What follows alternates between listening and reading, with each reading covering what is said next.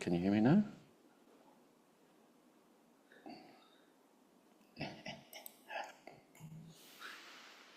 Yes.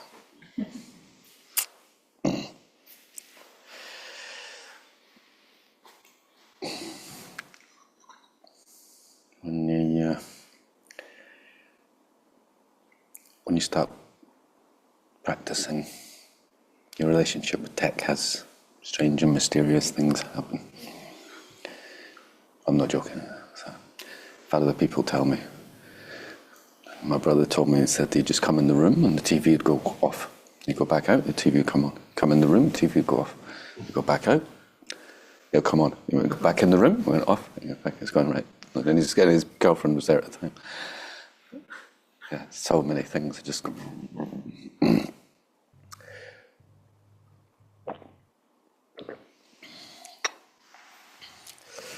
Definitely an interesting one. So,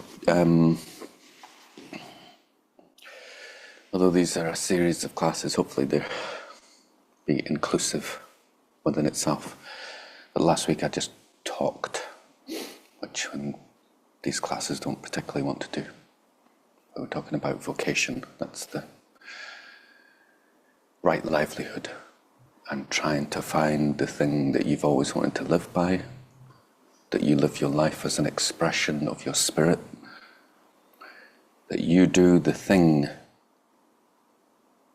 that no one else can do. You already do the thing that no one else can do. I can prove it to you if you want to. But if anyone doubts me, get up and walk across to the door. No one else in the world can do it the way you do it, right?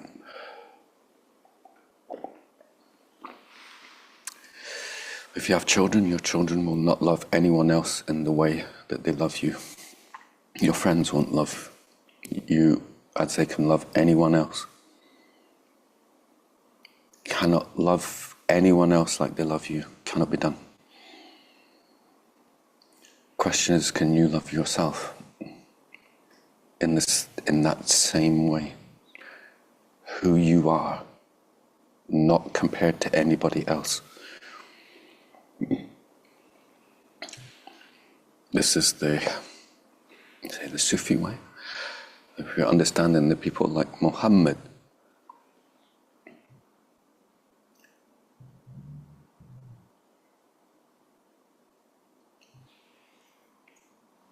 Jesus Christ, the Buddha, the whole point for them to come was for you to find yourself in relation to the Creator, the manifest reality that can't be named, that is making you.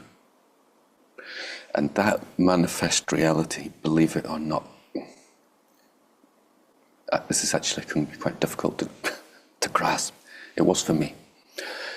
Knows what banks are, knows what jobs are, knows what things are. I mean, it's not interested because it's an illusion, but when you're having a dream, the divine knows what dream you had and knows what's happening in the dream and can move things in it.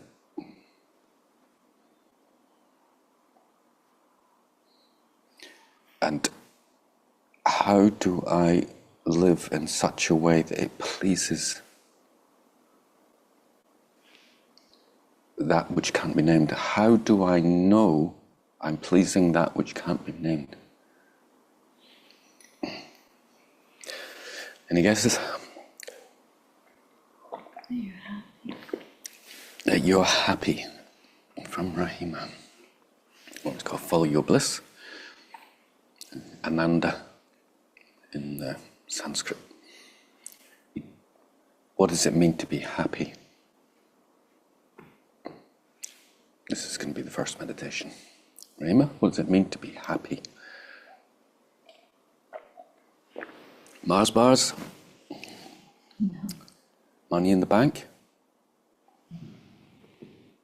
Profound sense of meaning. What's that? Bern says profound sense of meaning. Worshipping God. Worshipping God. Well, that's just abstract. What does that mean? Tell me what that means when you said that. Just that you said that the other day. We're not at school, man. You don't just say correct answers. These are, in some senses, rhetorical questions, reflective. I mean, if you can write down the meaning of life, has anyone written down the meaning of life? Some people would argue it's like in the Bible and the Quran, but some people say the only person who understands the Quran was Muhammad. There's just meaning upon meaning upon meaning upon meaning. Yeah, anyone? I mean, the meaning of life, right? Every sperm is sacred.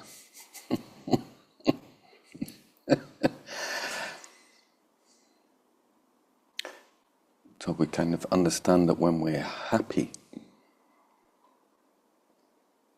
we can, when we're looking at it in the Gnostic terms, we're energetically resonating correctly. It's like exercises we do as well that help us when we do like chi work.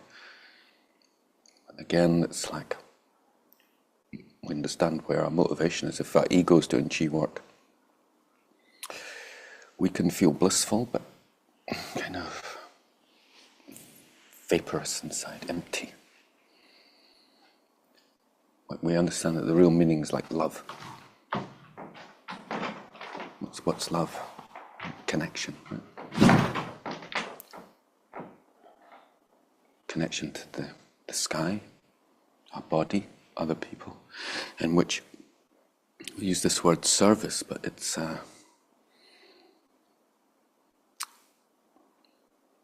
an interaction. We're always using different words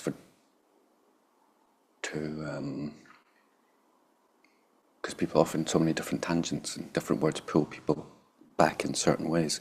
So you have the word boundary. If you get too caught up in my boundaries, then we miss the point. The boundary, you could say, is the meeting point with someone else. And how is it healthy?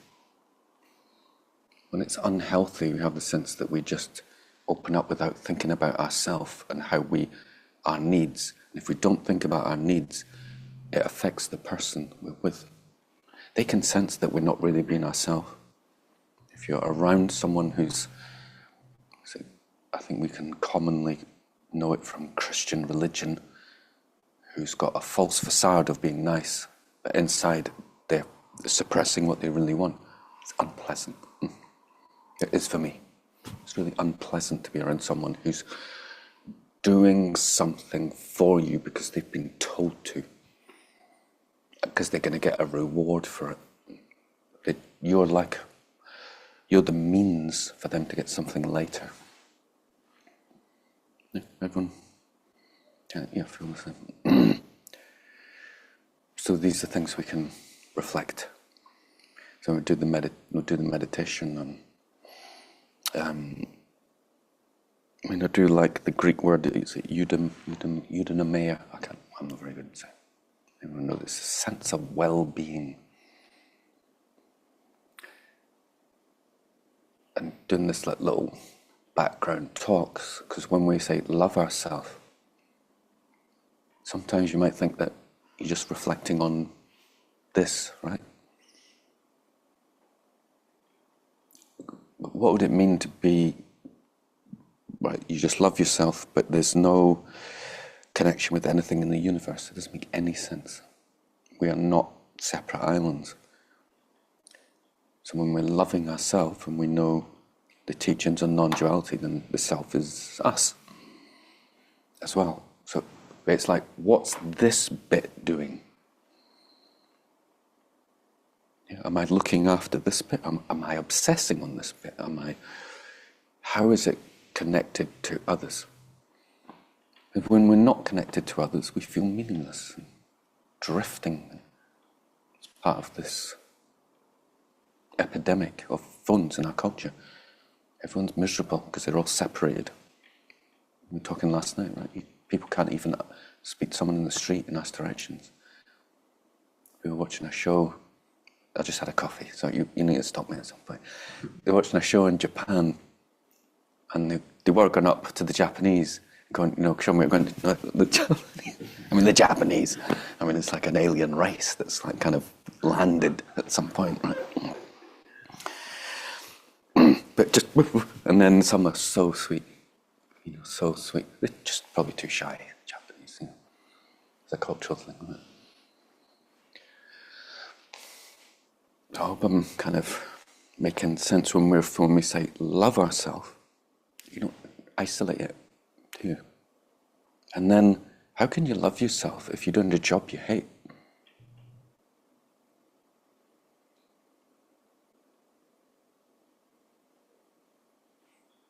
You can reflect, right? If you're spending the majority of your time doing something, I don't want to do this.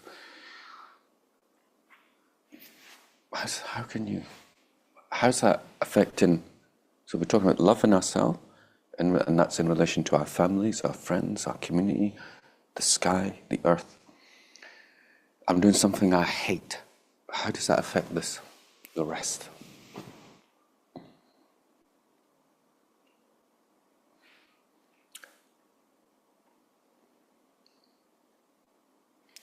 So let's do some reflection. Everyone got a pen and paper as well, so we go into some little exercises which are just to try to jog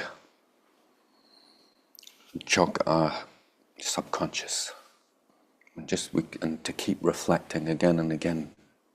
What do I really want? What do I really want? Because we have layers to this. We have layers of our parents' voice defining who we are. And we have to go, thank you, Mum and Dad, for training me to survive.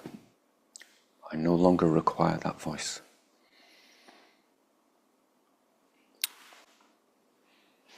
Again, to make sure you're sitting comfortably.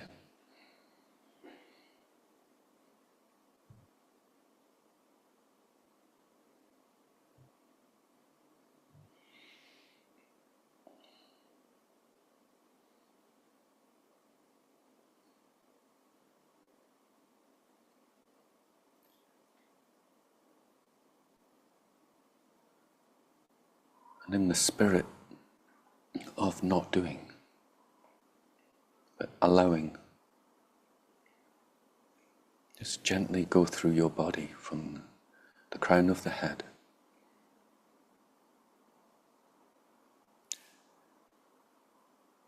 bringing awareness to each part, and allowing the exhale together with the awareness to release the tension.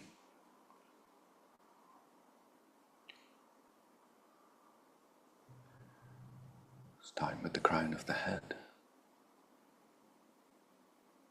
just releasing a sense of opening, softening. Move to the forehead.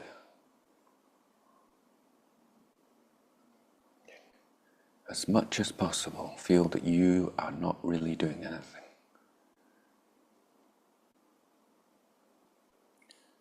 We're not trying to force anything. Bring awareness to the eyes.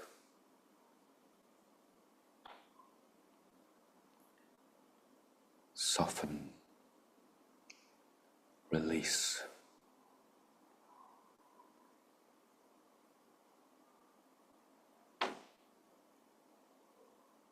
Then to the jaw. You can almost imbibe a feeling of I love you to each part of the body. You are my vehicle. Down to the neck and the shoulders.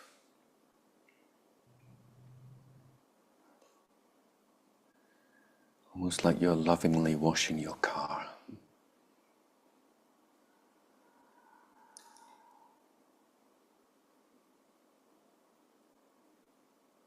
This is the vehicle from God.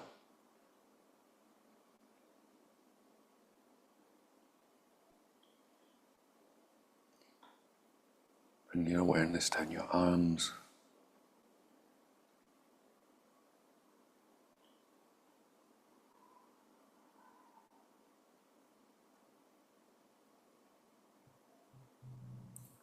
feeling the grace of how you're sitting.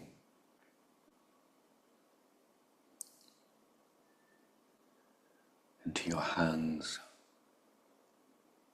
the exquisiteness of touch.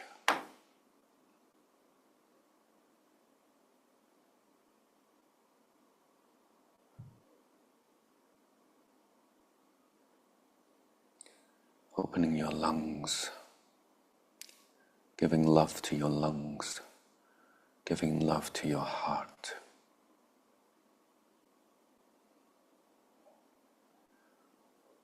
Then through all the organs, and opening the belly.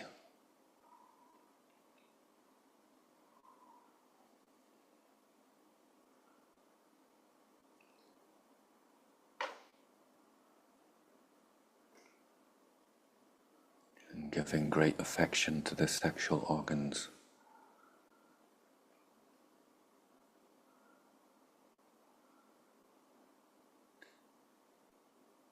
Feeling your connection to the earth through the buttocks, the thighs,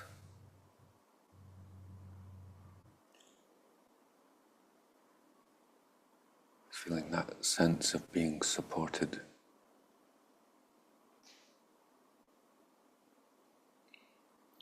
Like you're a little mushroom in a gigantic underground mushroom.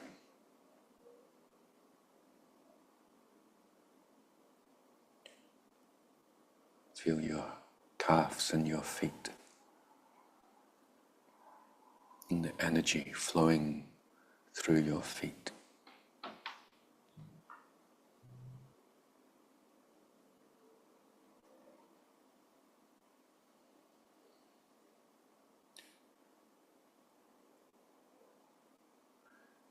And the holistic sense of the entire body. Still, relax, at ease, here, functioning perfectly.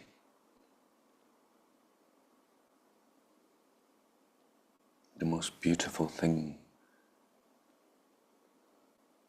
that you're connected to, this body.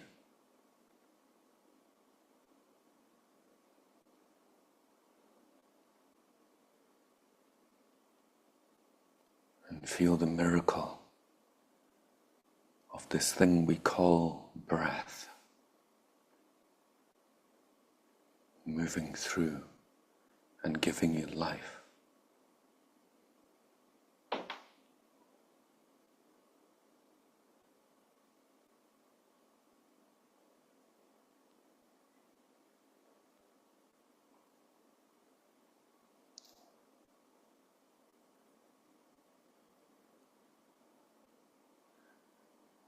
And again, without feeling like you're doing anything, just relax the mind.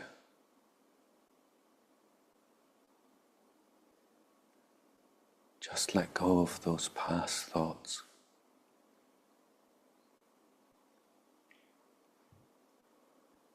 And stop trying to determine the future, which never matches up to what you're thinking, ever.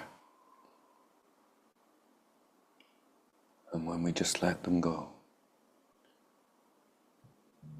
we're just here, marveling at existing.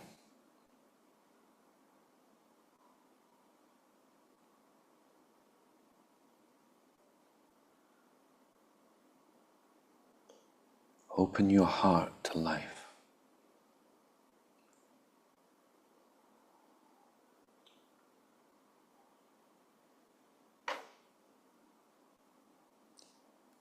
Jesus Christ said, "Consider the lilies, how they toil not, how the birds are supported by existence.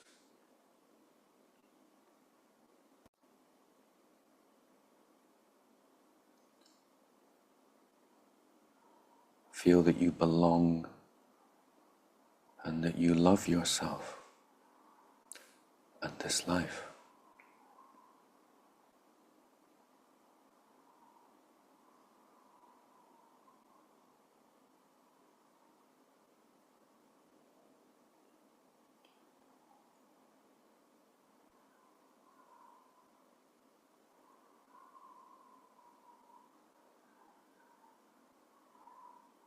With a sense of feeling rather than thinking.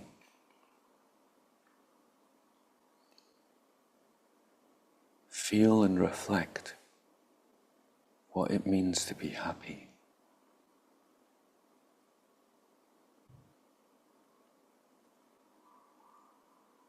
Maybe you can start with what you're grateful for.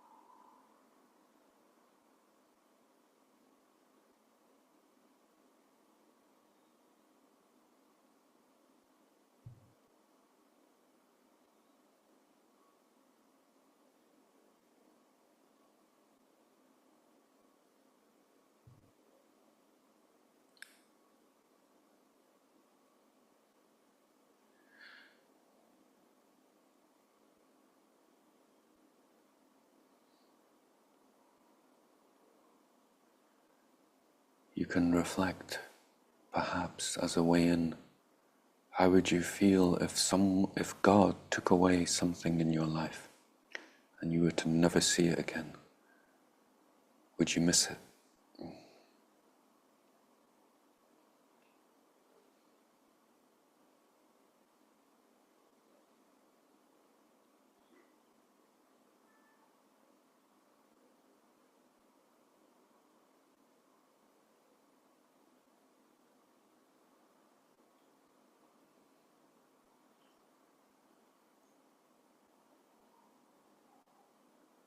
This can help us understand what we feel grateful for and if we're taking things for granted.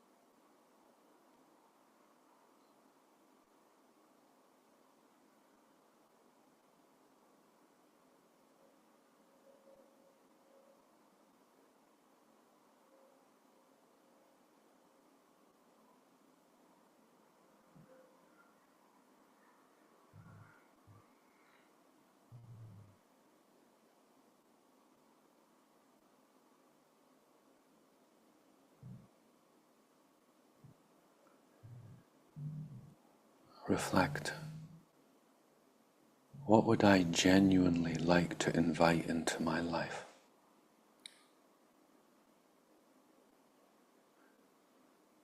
To deepen my connection to love and a life of happiness.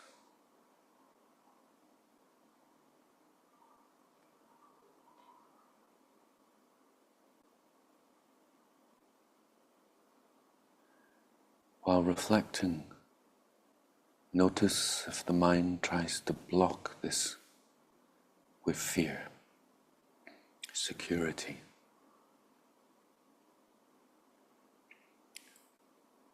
And try to soften into your heart and be honest with yourself. What will give me well-being and happiness? This is personal to you.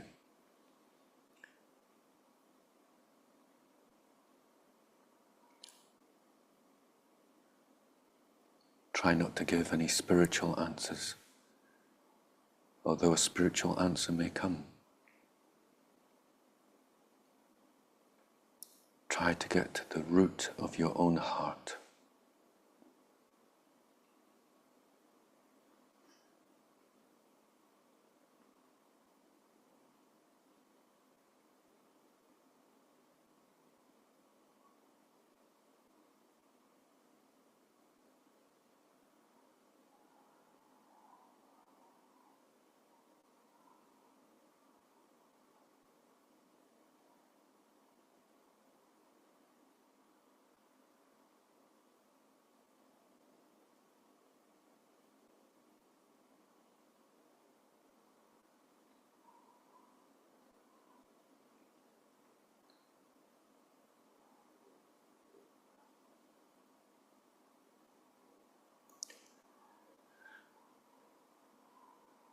Maintaining this sense of feeling,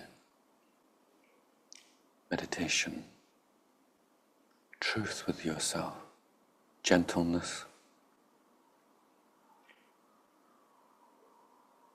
For a few moments, few minutes, write down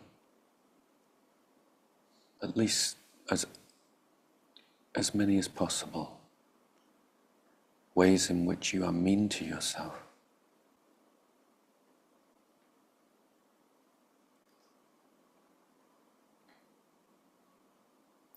This can come in physical ways, in mental ways, any way in which you are mean to yourself.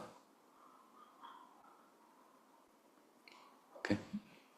And I'll just play some music.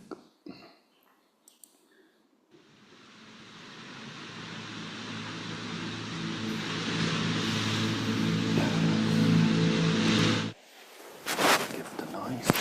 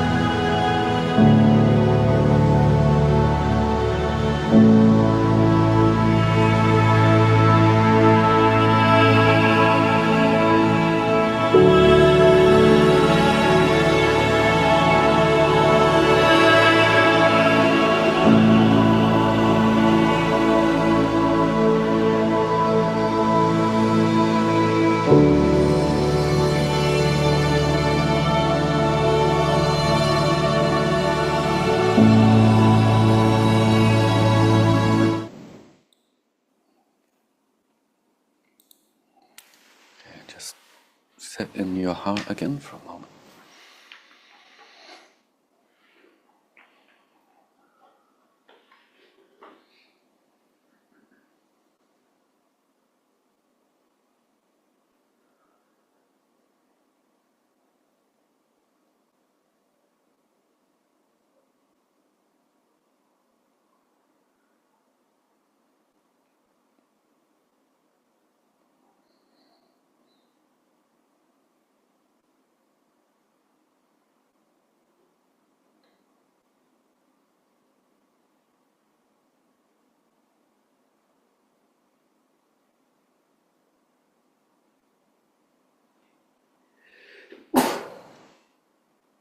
I'd like you to reflect for a moment on what is your idea of luxury in relation to God and yourself.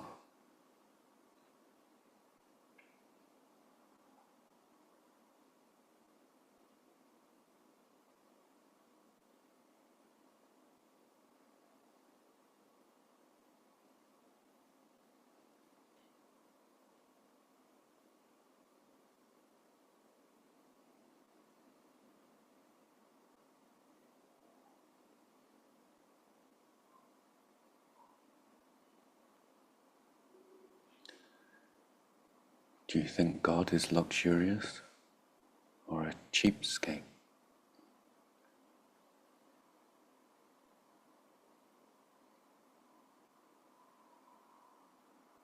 Are you attached to an idea that you should be impoverished?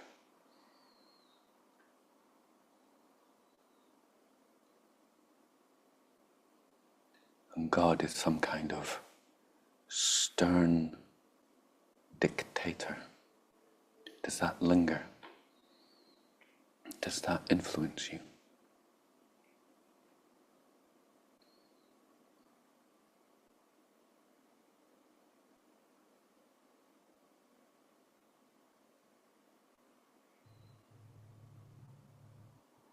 Again, what is your idea of luxury?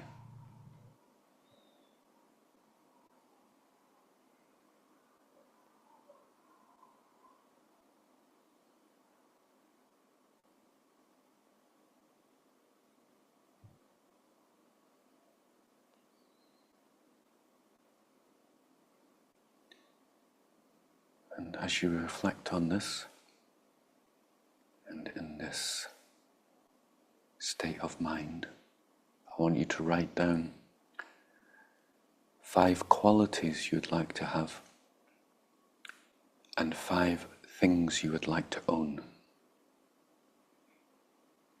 Again, try not to judge it from the point of view of culture or being cool. What 5 things would you like to own? What 5 qualities would you genuinely like to have?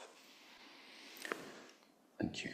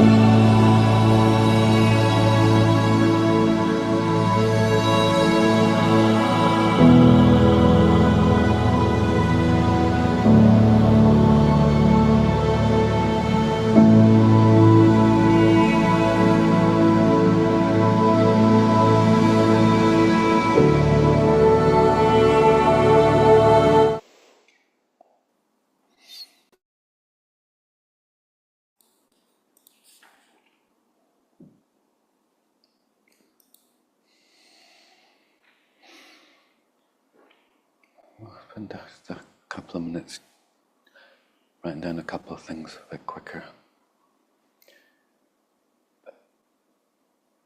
I want you to reflect on what your favourite creative block is.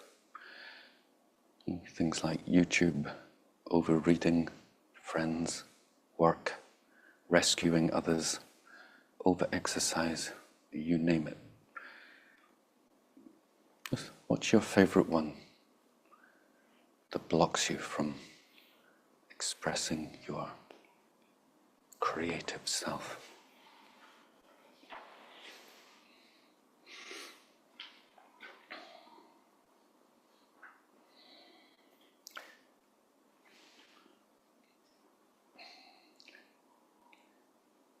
And whilst you're doing this,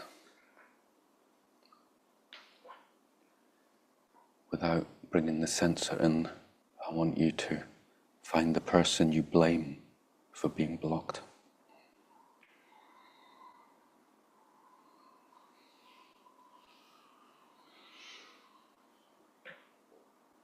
You might have a couple of people that come up that the mind blames.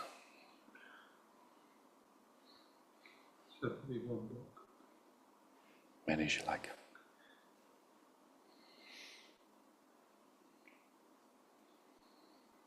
What's your favourite one? Okay. So what I want you to do for homework, I don't know, but I want you to either draw it, make an image of it, get a photo of it, of you overindulging in your creative block. And if you will, you can share it on the group online later on. Okay? That's like homework. You can draw yourself. I want to get just some image that you see externally of yourself, you share with others. Hopefully you can just laugh at, or just see it, go, that's what I look like. You can do a cartoon version, caricature it. Okay.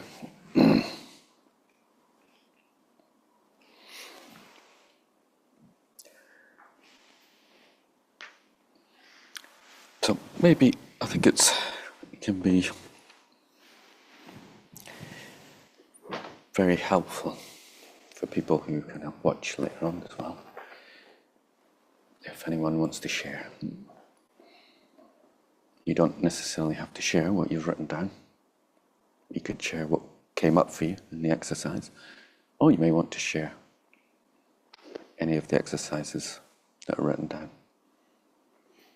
We're all in this together. Please do not share if you do not want to. These can be private things. And even if you're sharing, there may be something, I don't want to say this or I don't want to say that. Because these are like mirrors, right? Especially because we know intellectually that no one can block us. Intellectually, we know that no one can stop us being spiritual. That's intellectually. But something comes up and we actually can spend a lot of time in our mind blaming the external factors. So then they're like a mirror, like almost, I don't know Jung very well, but archetypal messages of what's inside us that we need to overcome. If anybody wants to. Oh, Cavalli.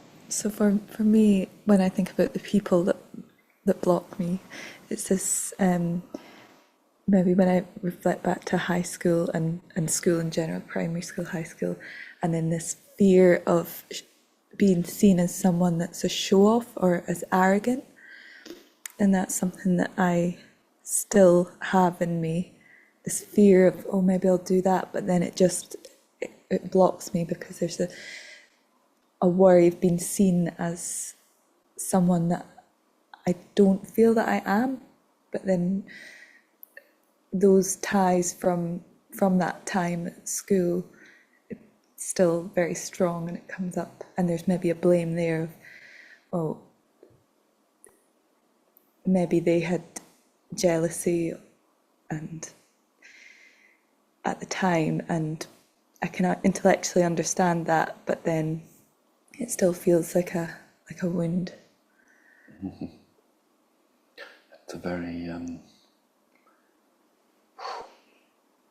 don't know if there's like an answer to this dilemma in the entire culture, because there's arguments for both sides. There's definitely a strong argument that we raise our child not to show off,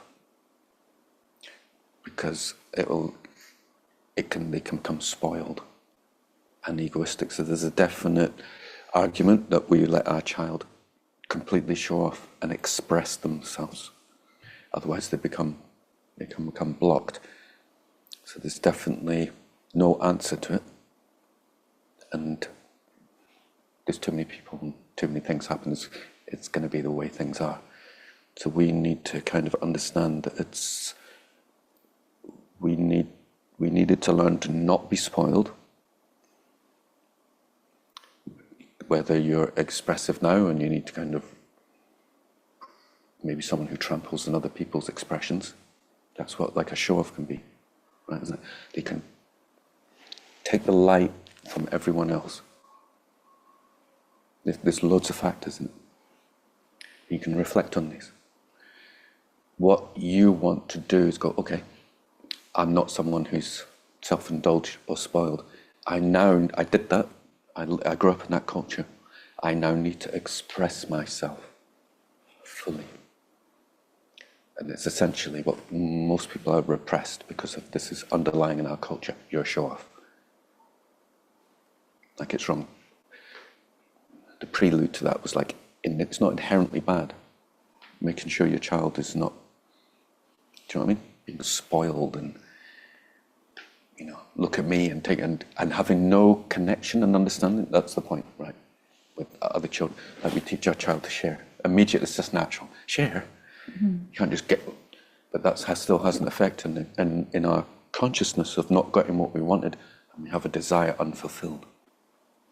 There's no wrong or right answer. This is samsara.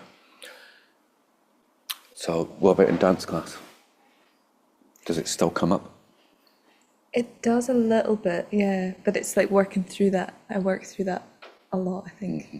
And it's been a couple of years that I've been going to that dance class, and I do notice that it eases, but it still comes out. It's still like, yeah, the teacher's quite good at having, she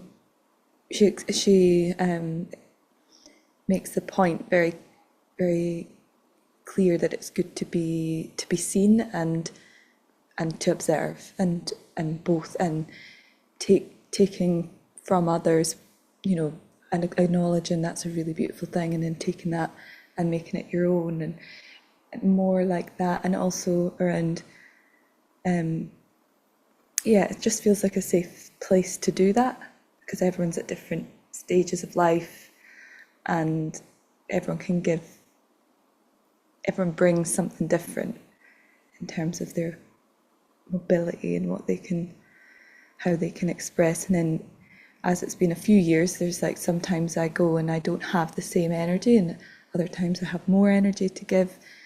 And Sarah's quite good at talking about sharing energy and how you can, that kind of oneness of a space, like dancing and movement, where you can give and take. And then the longer that I've been, the more it starts to become clear and easier to express. But it still comes up, this fear of not fully going into it as much as I could, almost scared what that would look like sometimes. Yeah, it's like that's the scary thing, just completely letting go. Beautiful. Yeah, there's those restrictions inside us. We want to, if we can, bring in the teachings, and if you really get that It's just you and God. And he wants you at 150,000%. So it's essentially like, we've done a couple of things, you do things with partners here. But it's mainly you're on your own, and it's between you and God. And although there's people here, you want that sense, you dance like there's nobody watching. There's only God watching, that's the point. He's giving you all the energy. The more you can give, the more he'll give you. Until you just, and then when you're fully dancing, the angels will come, right? And this is where we want to get to. And then to do that, so you're in a group of people, and to acknowledge, no, speaking personally, that I still need to be seen. Expressing myself fully. Of course, when it's just you and God, eventually it won't matter. I'd say my favourite example is Nelson Mandela on the chat show, the UK chat show, and there's a band playing, he's up and he's dancing, and he doesn't give a shit, right? I've never seen anyone on a chat show at that point. It's like getting up and just dancing away, like that, right? Just, I mean, when you've been in jail for 26 years, you don't really care what other people think. Yeah. Very beautiful. So yeah, it's like reflect. If you can, you try and change it. So it's not blame in the past, but understanding the context. Okay, that was, maybe you don't blame it, we're just using that word to trigger it, yeah. It's just like understanding, I was in that culture and I wanted to express and I couldn't, it has such an effect on us. Do you think God wants you to express yourself? So you don't have to, it's a reflective question as well. When we're doing these things, like, because what is your relationship to God? Like, does anyone have God as a cheapskate? Thank you very much. Is that okay? Yeah. No, like your actual existential relationship with God is that you feel if you get money, then that's a problem to your spirituality. Anyone? If you get lots of praise, you feel like, oh.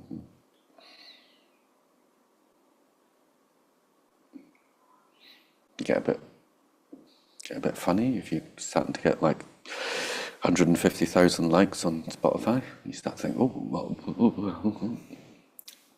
anyone? Are you asking, does it throw you off? Just what's your relationship to it? There's no wrong or right answer. Do you think God's restrictive? Do you think if you just fully go, wah, and with the creation, that you'll lose your spirituality?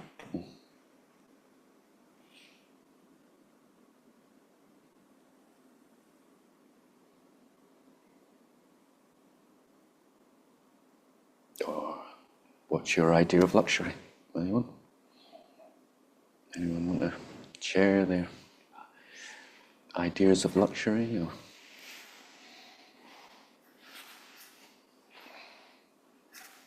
For these, like the 5 qualities and the 5 things. you can do, or just what your idea of luxury is. So, Raheem has written, sometimes I'm convinced he's pushing me to lose my spirituality. Not entirely sure what you mean by that. You can write more, Raheem. Baron, are you going to say something? I can't remember now. Like the 5. Or the 5. So I've put, like the 5 qualities, I've put confident, reliable, proactive, and ability to slow down. Those are like the 5 qualities that I would like to have more of. Go through them again. Confident. No, you've got that. Right. Reliable. You're a lot better. I'm a lot better. You used to be really unreliable. Maybe Chevelle, you can speak to her about that, and not just now, like in private, but I think you're a lot better. It's like I now can rely on you when the classes start. The link will be there that you'll be. But yeah, that's a good quality to kind of increase, right? Proactive. You've got that, right? Okay. And ability to slow down. Yeah. Why? Because you can't just keep doing the thing you love, or you can't just keep. You have to. Because when I go on retreat and then I come off retreat, the difference is clear. And I forget that. Just enlivens everything again, become fresh. Just, you get so much more enjoyment and kind of traction in life. So it just, Say that again to yourself. yeah, Say it again. it just feels like you can enjoy life and you have like your feet on the ground and you feel like just kind of have grip and reality. Whereas when you just overdo it, something becomes quite numb. And Do you know when you're overdoing it and you ignore it? yeah, when I start overdoing it. I Yeah, start is that overdoing most of the time or some of the time? It's, I'm learning to recognize it more, like a specific feeling, and then I know, like, right, that's the real temptation to do more and push it more. Why do you do it? Why do you do more when you know there's something saying I shouldn't do more?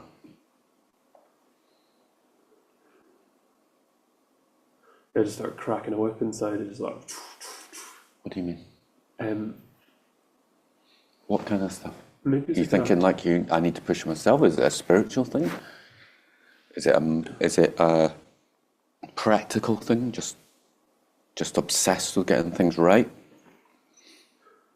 yeah, maybe kind of an expectation of myself to do a certain amount of. I notice it in the day when 8 to 5 o'clock when I've not done what I've unrealistically set in my mind to do. It's an intensity that builds up towards 5 o'clock when I've not done it. It can't just be like, it's like this kind of, yeah, instead of like just relaxing, the response is like just to go harder and So Be if more I hear you intense. right, you've set what you'd call unrealistic goals for the day. And when you can't match them, this is when you push. yeah, it's kind of a Right, little so- spell. Maybe when you're setting down and you're setting your goals, you need to make an intention then and say, these are just goals. And I know that the day doesn't pan out how I'm setting it. And you can decide. I'm going to have larger goals than I can manage because it'll push me to work all the day rather than just having kind of easy goals that have spare time. But you can have 3 different sets. There's the larger ones, probably unrealistic, but they're giving me a broader view to move. Ones that I think I could probably get these down. Forgive me, I said the word should. It's difficult to get the vocabulary sometimes. And then there's the goal. They're just easy. I'm going to get that done. Maybe something like that, because that's it at the source, right? And if you can just not be attached to these goals and go, I just made them up. That makes sense? Is that? Yeah, they're quite ridiculous. Like they're ridiculous. Like if I wrote everything down that set myself to do it in a day, it's just like screed like that. Great. This is like your cartoon. You can draw yourself with this big list. I'm going to I'm going to run a marathon today. I'm going to and just like.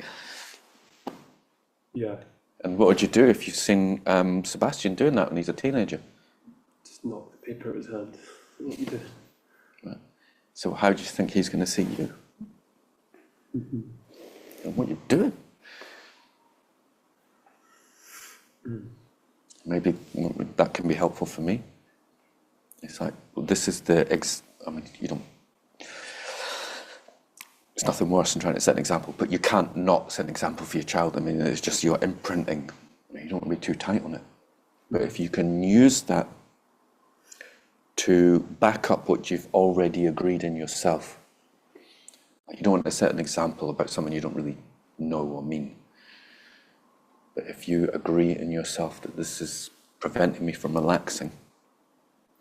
And you think, well, what Sebastian, what imprint am I laying on him if I keep doing this? Mm-hmm. Right? Mm-hmm. You can try it. But that's the one, if you can just, oh, it's just an idea. It's time to stop.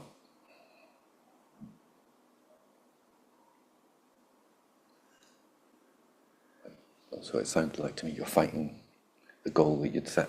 So loosen the goal, your relationship with it. Yeah, I don't know what the resistance is to allow myself not to have so many goals in the day. Like, just to allow myself that space. No, you have them. Have more. They're just goals. They're just thoughts I've made up.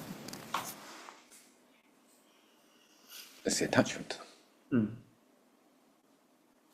It's good to dream. You want, this is the quality of a spiritual being, yeah?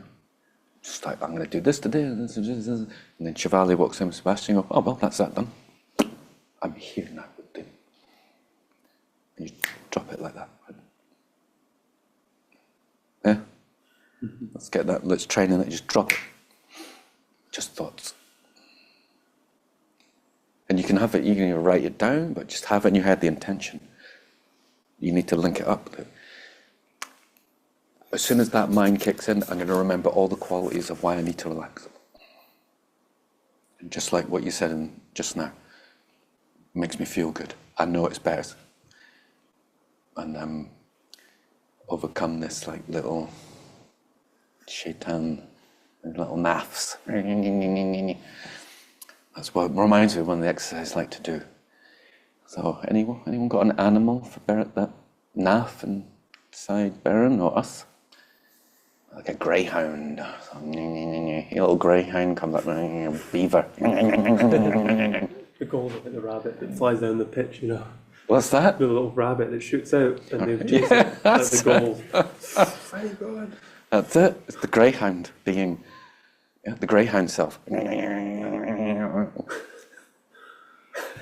Yeah, we want the Jesus Christ self to come out. Now I just sit and I am the king. No, I don't chase anything. Yeah. This is my kingdom. I am the son of he who created all this. Works. Right? Yeah. That's the Jesus Christ self. Mm-hmm. When you tap into that, it's like, that's a relaxed being. The sheikh, it's like, you imagine the sheikh chasing after the greyhound self. He's just like, you got the greyhound self, and then, I mean, there's two of us now. We're both just standing looking at you going, it's attractive.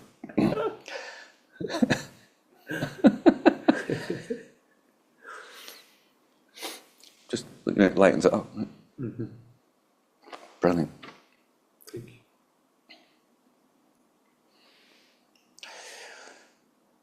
Marina, you don't want to add more? You may not even be in the room. Anyone else? Okay.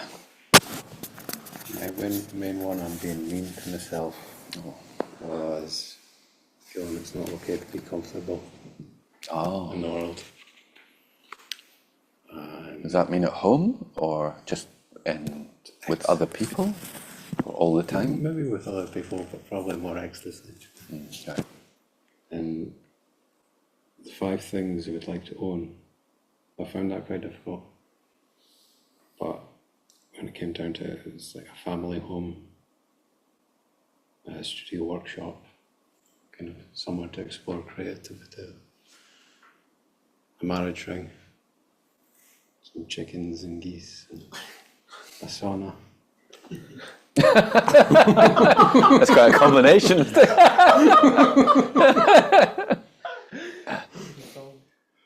And then I think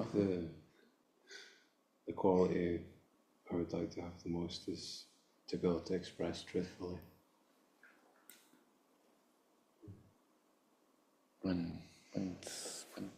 When's he ever false?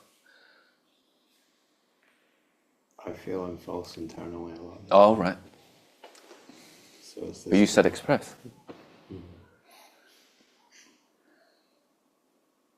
but I don't know, it feels really subtle. Right. Okay. Good. Yep. It's like a kind of duplicitous identity inside us.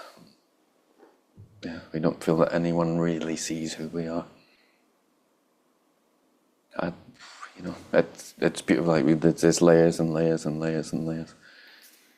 On one level, that's the state we're in. So we're not too hard on ourselves. But the fact that our internal self can't be seen on the outside. Yeah. That's like called the secret path, right? It just means and no one can see it. It's only between us and God. And when you meet spiritual beings, you can see it as well. So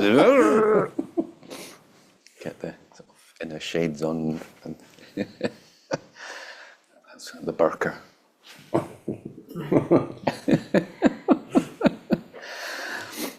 yeah, try not to be too hard on yourself like that. But it's very good. That's part of the spiritual journey is this balance, kind of like what Cheval is talking about, that we need to express ourselves fully. And I'd say when we've, in particular, if we need to learn to express ourselves fully, we should do that until we can. And then we also maintain, as Sufis, a little bit sense of shame. It's just almost like just 5%. So we're always like, we're not getting too... God's still watching all these little... But you don't want to focus on that in the beginning if you haven't learned to express yourself. Otherwise you just end up in guilt. And that's not shame. Shame's like a healthy sense of, I'm a limited being. And I do have these, as great as I am and beautiful, I've still got little demons who can run amok. It's like, and then I say when you meet some spiritual beings, you're like, okay, I've still got work to do. Like that. You seem just too hard on yourself. Yeah. The other thing I was finding was, I think that's what I really want, just a family. And so, not a comfortable life, but a comfortable life. Just simple. But then if the other ideas of what was always the mind that comes in. So it's finding, we've talked a lot about intentionality, and that's really, that can be quite confusing for me.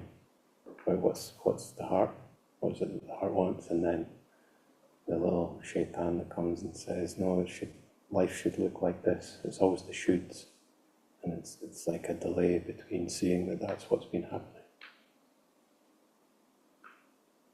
It really helped me. Yeah. You want to have a family, good, huh? Say, we've got layers and stuff, so it's like this is a perfect example. When you have a family, you have your kids, you got a secure space, then spiritual realms, realities will open up, and you go, now I want this. So I've got this now, I've got this thing that I wanted, and then the spiritual needs can come up. I go, now I want that. If you try to do them before, it just gets confusing and mixed up, because you're not listening to what you really want. I mean, they're both there now as well, but one, if it's done in the right order for each being, like some people, if you forced a family on someone who wants to be like Jesus Christ on the path of the Christ, it won't work. And they'll just resent having children. You know what I mean? It's an individual phenomenon. But you know what you want? Do it. Just go and propose and do it and just have a kid. Don't plan it. Just say yes, that's the plan. Say to God, I want to have a child and I want to have a family. And that's it. Yeah, there's never a right time. There's never a wrong time. You just say yes. And just start doing it. You got a partner, instead of pussyfooting around, this is what I'm doing, this is what I want. You don't, that's the intention. So you're not going, this is what I want a family. No. You see how ridiculous the idea of holding, like forcing intentions, rather than this going, every now and again we just check in, sit and go, this is what I want. Even once you go, if you fully embrace that intention, then lots of things can unlock and change in what you're seeing, perceiving, your thought patterns. Like I think it's what Goethe says, if you follow your dreams, you say yes, doors will just immediately open. Because you're perceiving things differently. And then you're happy. Because you're doing what you want to do. That's a beautiful example for me of luxury. Anyone else? Thank you. Okay. Hakeem.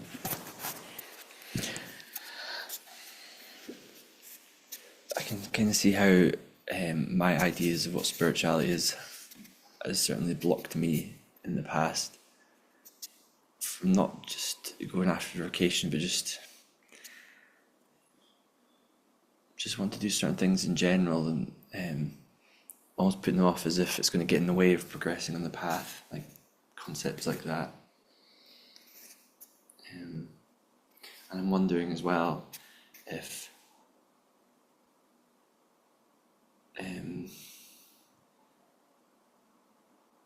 I'm maybe blocking myself from allowing myself to just want things fully, whether it's a partner.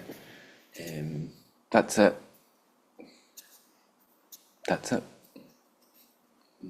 It's like when we get in spiritual ideas. I mean, spirituality's got no ideas, it's just life. Right? Then the ego doesn't like the fact that I want worldly things. No, it doesn't. No. And we block it because we're going to be spiritual.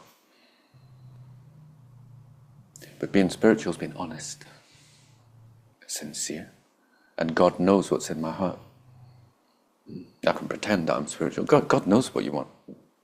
It's like, I want to have a family. God knows that. You just get in line with what God already sees. Sincerity. We also want to be spiritual. So usually we go, it's one or the other. Yep. But it's like it's the prioritization.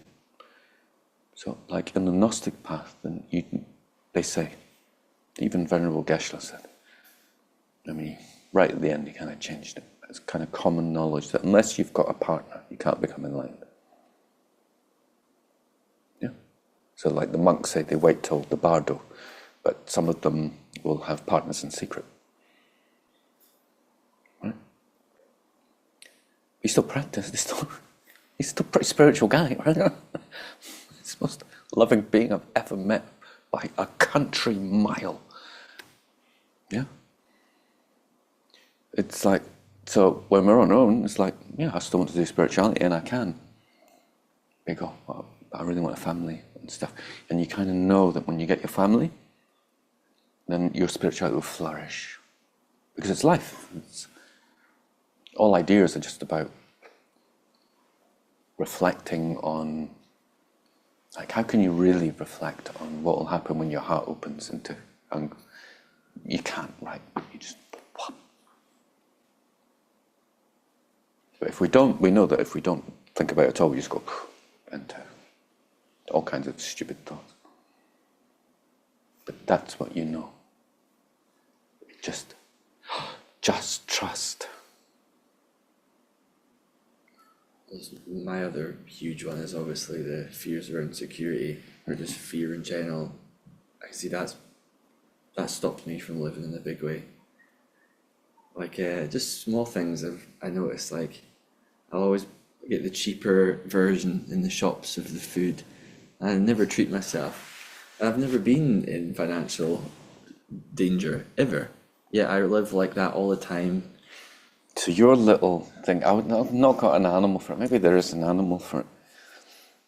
Maybe like a squirrel. Hoarding your nuts and that. But Scrooge. It's like you're in the supermarket and the Scrooge self. No. Because the example that we've got here, the example of luxury is buying the expensive raspberries. And it's enough to make, they say this person just makes them, I live in luxury. Because I buy the expensive raspberries. No one lived in more luxury than Muhammad. He lived in such luxury that he would name all his items that he owned. They're like his friends. Same in the Zen. Like, you're not allowed to get angry at shoes because they're beings. Because everything has consciousness. I mean, a couple of the Sahaba managed to hear his items saying Allah. Stones. They had. I was saying, can you hear it? And there's two of them. Like, yeah. His total luxury. He didn't have many items. But if you've got 10,000 shoes, is that luxury? That's hassle. Like, whenever I see a big house, my first reaction is, people go, oh, what an amazing house. I think, oh, I wouldn't want to clean that. And it's like, you'd need someone else there in the house to help maintain it. I wouldn't be in luxury anymore. There'd be strangers in the house. So this is luxury, right? Abundance with the Creator, with life. You're living in luxury if you're an emperor, right? And this is the whole point of being on the path. You become an emperor. This is mine. I'm the son of God. He literally created this for me to come in and play. And God is a big spender. Yeah? That's what Bill Hicks, it's too early to get crude. So.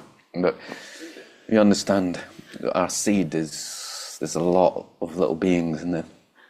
And it's just flowers, you could just have one, right? Just snowflakes, everyone's different. Continuous luxury creation for you to enjoy. He said, even within like Islam, he said he gave countless ways to come back to him. Yeah, he said he could have just done it one way, just countless ways, almost like however you approach Islam is the way God wants you to come back. It's just like, it's about colour and abundance and yes. And this is Tantra. Yes.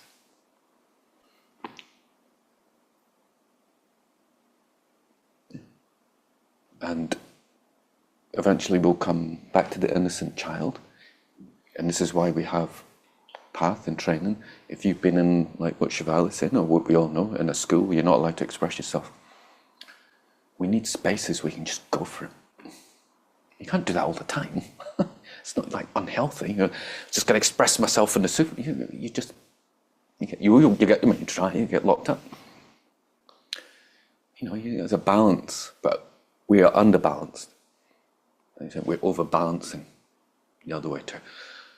Just go, what items do you want? If you don't mind sharing. Better recording studio, projector, sound system, Gibson guitar, and a garden or camper van. Right, which one are you going to get first? Maybe the recording studio and the projector. Great. Well, I want them next week. Do you not want to? No, I do. I'm just holding off in case something happens. All right. You're going to keep listening to that? How long are you going to keep listening to it? This year is the best wage I've ever had. Yet I've been very frugal this year, just because I didn't know what was coming at the end of the year. So the whole year I've just been holding off. Ridiculous. Not like with everything, but like, yeah, I can see it. There's no the top quality I'd like to have is generosity. I always see, like, I wish I was more generous with others, but I need to be more generous with myself as well. Mm-hmm. But but that's all because of fear. What if I run out of money then? I'll look after you.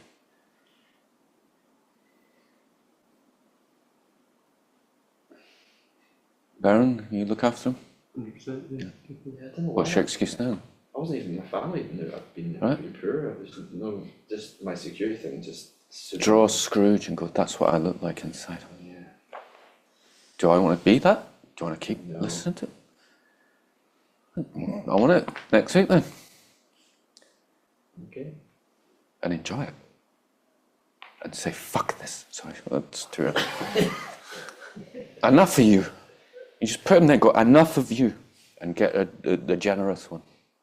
Get the generous one up, an image of the generous one.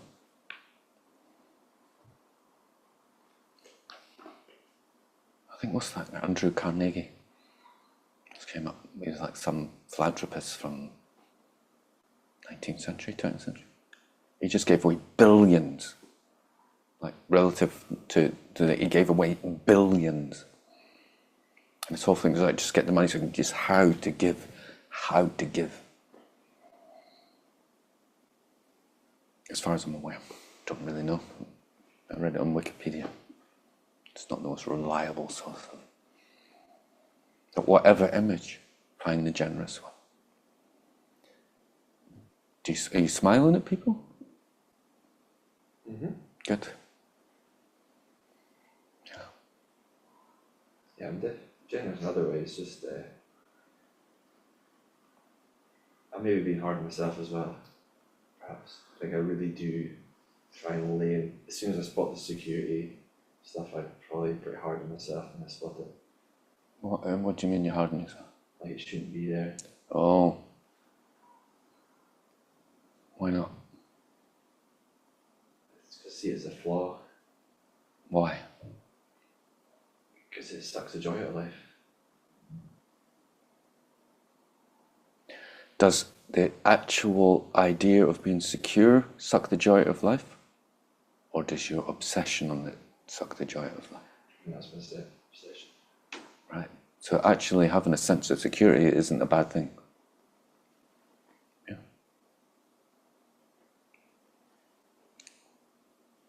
Can you reflect and go, I can actually comprehend when I'm going to be insecure? When there's actually going to be an issue? You can, right? Can you trust yourself that you would actually know what to do in order to get food? So when you're coming up against your Scrooge, you're completely irrational, insane manifestation of relating to this thing that I know I could do easily. In fact, I'd probably be better at it if the Scrooge-like obsession wasn't there. Wouldn't it? You just had clarity of mind, you're just generally generous. You kind of get a sense of when to give and how much money you need for your health, and I think that's there. And the rest, this thing is blocking my flow with do you feel it block your flow with your friends? Like if you're out with your friends, can you just go, drinks are on me?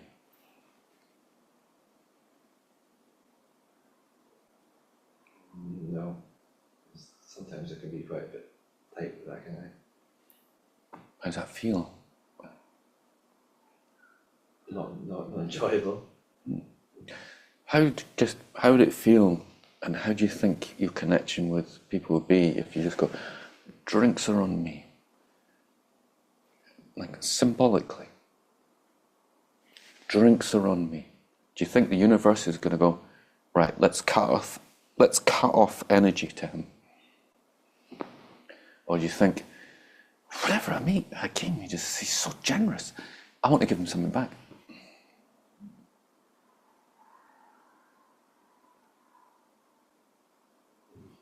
You can reflect on it, right? Flow. This is what money is. It's currency. It's a current. It moves. It's just an energy. Money's a symbol for energy moving.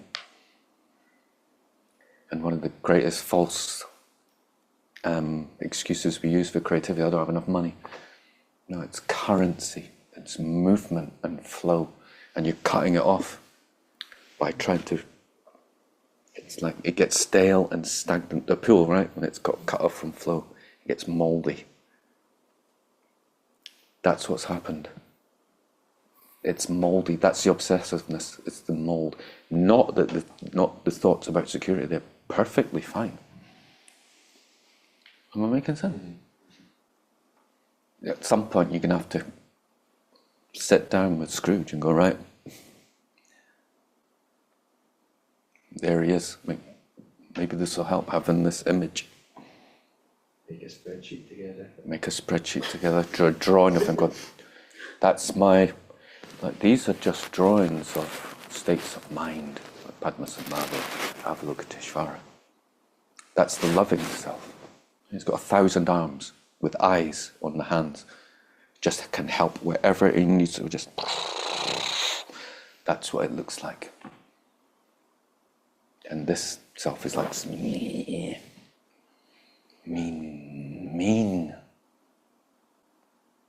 And it's like disidentify. And really, really enjoy it. When you, like, for this task, what are you going to buy? Recording stuff? Yeah. A projector? I want you to really, really, really enjoy it. Like, I'm allowed to buy what I want with my hard-earned money. Yes! Like, really, you can have a little dance, put some music on. I'm going to buy a projector. I'm going to buy a projector. I'm going to get the things I want. I encouraged him to buy a MacBook Pro M1, and he did it, and the joy that he seemed to feel for months just never ended. He finally learned enough to do it. Like that. Yeah? You up for it? Mm-hmm. Yeah? What's this? What is it? Just too sensible. Great. I have a quote. Let me end on the sensible quote. I'm sure I could. I think this week though, I bought 2 pairs of trousers and a jacket I didn't need.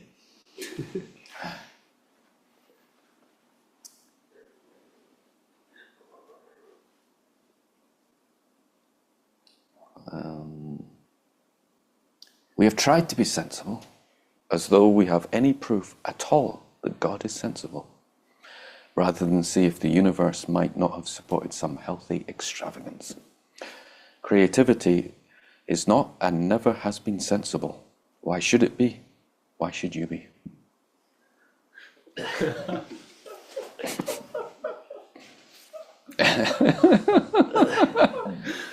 a perfect quote. Yeah, there we go.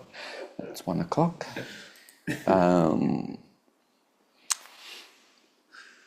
Sorry if no one else got to share. I hope that's okay with everyone. So, remember to do your little drawing if you want, or your image, and put it up on the group about your little funny creature. You could also do a good image of one of the good qualities, put them up. But mainly that's what the Buddhas are for. Go, that's what I want my mind to look like, to be like, and have some fun. And get into this sense of luxury.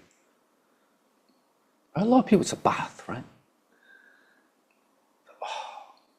And really, really embrace this is what God wants me to feel like.